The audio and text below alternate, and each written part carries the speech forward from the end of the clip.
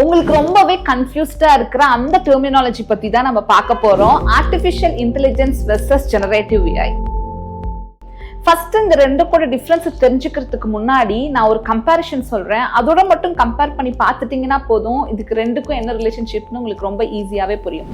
இப்போ ட்ரெஸ்ன்னு நம்ம சொல்லும் போது அதுக்கு கீழே வெரைட்டிஸ் ஆஃப் ட்ரெஸ்ஸஸ் தான் நம்மளுக்கு ஞாபகம் வரும், கரெக்டுங்களா? For example pant, t-shirt, sari, சல்வார்னு ஏகப்பட்ட வெரைட்டிஸ் இருக்கு. ஆனா ட்ரெஸ்ன்னு பார்த்தீங்கன்னா அதுக்கு கீழே எதுவுமே இல்லை. ட்ரெஸ் லிட்டரலாக சொல்லும் போது என்ன ட்ரெஸ்ன்னு தான் நம்ம கேட்போம். அதே மாதிரி தான் ஆர்டிஃபிஷியல் இன்டெலிஜென்ஸ்க்கு கீழே எந்த அல்காரிதமும் இல்லை, ஆனால் அது ஒரு பெயர் சொல்லா நம்மளுக்கு விளங்குது. அந்த ஆர்டிஃபிஷியல் இன்டெலிஜென்ஸ்க்கு கீழே தான் நம்மளுக்கு வெரைட்டிஸ் ஆஃப் சப்டொமைன்ஸ் இருக்கு. அதுல ஒன் ஆஃப் த சப்டொமைன் தான் generative AI.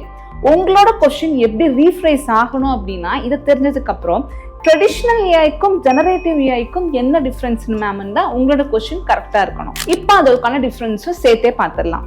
Traditional ஏஐல single prediction, சரிங்களா? அதே இது ஜெனரேட்டிவ் ஏஐல பார்த்தீங்க அப்படின்னா கண்டினியூஸ் ப்ரிடிக்ஷன். இந்த ஒரு ஹூக் பாயிண்ட்டை வச்சு உங்க ப்ராஜெக்ட்டுக்கு ட்ரெடிஷ்னல் ஏஐ வேணுமா இல்லாட்டினா ஜெனரேட்டிவ் ஏஐ வேணுமான்னு ரொம்ப ஈஸியா உங்களால் டிசிஷன் எடுக்க முடியும். அதுக்கு ஒரு குட்டி எக்ஸாம்பிள் பார்க்கலாம். ஃபார் எக்ஸாம்பிள், ஒரு பேஷண்ட்டுக்கு ஹார்ட் டிசீஸ் இருக்குன்னு வச்சுக்கலாம். அது ஒரு ஹாஸ்பிட்டல்ல அதை டிப்ளாய் பண்ணியிருக்காங்க. ஒருத்தவங்க ஹார்ட் டிசீஸ்க்காக செக் பண்றதுக்காக போயிருக்காங்க. நம்மளுக்கு ஒரு வேலை இருக்குமோ இல்லையோன்னு செக் பண்றதுக்காக போயிருக்காங்க.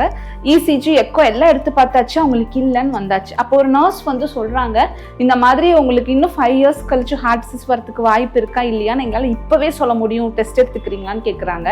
ஓகே, ஏன்னா உயிர் பயத்தினால நம்ம எது வேணாலும் செய்வோம் இல்லையா? அது ஜஸ்ட் ஒரு 200 தான் ரெஜிஸ்ட்ரேஷன் ஃபீஸ். உங்களோட BP, blood sugar, height, weight அதெல்லாம் சொல்லுங்க, அதுவே போதும், பிளட் ரிப்போர்ட்ல எதுவுமே வேணாம் அப்படின்னு சொல்லிடுறாங்க. ஸோ அந்த நர்ஸும் அந்த பேஷண்ட் கிட்ட இருந்து எல்லாம் வாங்கி என்ட்ரி பண்ணிட்டு ஒரு பட்டன் கிளிக் பண்றாங்க. அவங்களுக்கு ஃபியூச்சர்ல ஹார்ட் டிசீஸ் வருமா வராதான்றது ஆன்சர் பாசிட்டிவ் ஆர் நெகட்டிவ்னு வரும், ப்ரிடிக்ட் பண்ணி கொடுக்கும். அப்ப அந்த பாசிட்டிவ் அண்ட் நெகட்டிவ் அதுதான் சிங்கிள் ப்ரிடிக்ஷன். அந்த பர்சனுக்கு ஒரு பாசிட்டிவ்னா பாசிட்டிவ், ஆமா ஃபியூச்சர்ல வரப்போகுதுன்னு இருக்கும். நெகட்டிவ்னா இல்ல, அந்த பர்சனுக்கு ஃபியூச்சர்ல ஹார்ட் டிசீஸ் வரதுக்கு வாய்ப்பு இல்லைன்னு சொல்ல போகுது. This is called single prediction. ஆமாவா இல்லையா? அதே இது நீங்க ஜெனரேட்டிவ் ஏஐக்கு வந்தீங்க அப்படின்னா, நம்ம எல்லாரும் யூஸ் பண்ணிட்டு இருக்கிற ஒரு டூல் என்னன்னா ChatGPT.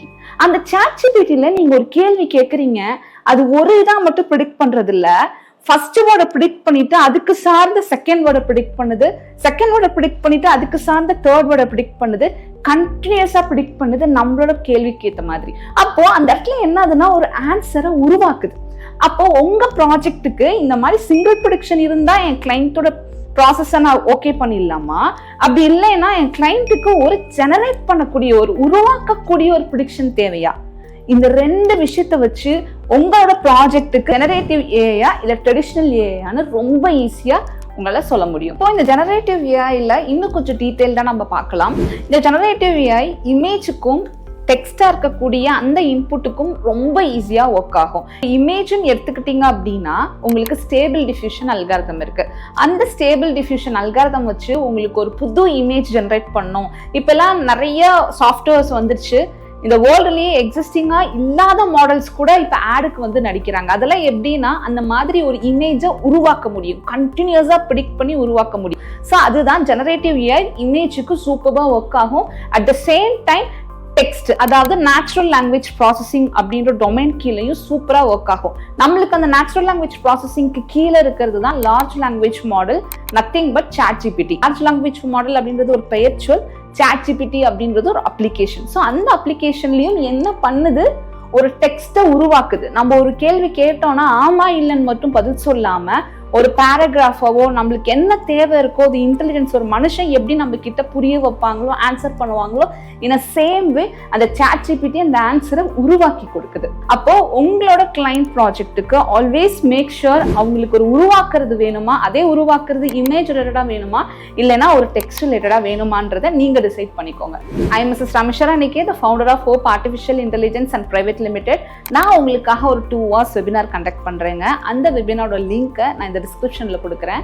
அந்த ஃப்ரீ வெபினார்ல இன்னும் நீங்க artificial intelligence and data science பத்தி ரொம்ப கிளியரா ஃபுல்லா தம்ப் ரூல் யூஸ் பண்ணி நீங்க தெரிஞ்சுக்க முடியும். உங்களுக்கு கஸ்டமைஸ்டு கரியர் பாத் வேணும் இல்ல personalised career path in AI data science வேணும் அப்படின்னா அந்த வெபினார்ல சொல்லியிருப்பேன் எப்படி என் கூட நீங்க 1-to-1 கால் புக் பண்ணி உங்களுக்கான கஸ்டமைஸ்ட் கரியர் பார்த்து நீங்க செட் பண்ணிக்கலாம்னு. நீங்க பார்த்துட்டு இருக்கிற இந்த series different series which means the versus series. உங்களுக்கு இருக்கிற நிறைய டவுட்ஸை இந்த டிஃப்ரெண்ட் சீரீஸ் மூலியமா உங்களுக்கு நான் கிளாரிஃபை பண்ணி கொடுக்க போறேன். நெக்ஸ்ட் உங்களுக்கு என்ன டாபிக் தெரிஞ்சுக்கணும், எது ரெண்டுக்கும் உங்களுக்கு டிஃப்ரென்சஸ் வந்து AI and டேட்டா சயின்ஸ்ல தெரிஞ்சுக்கணும்னு மறக்காம கமெண்ட் பண்ணுங்க. அதோட டிஃப்ரென்சஸை நான் உங்களுக்கு சொல்றேன். தேங்க்யூ.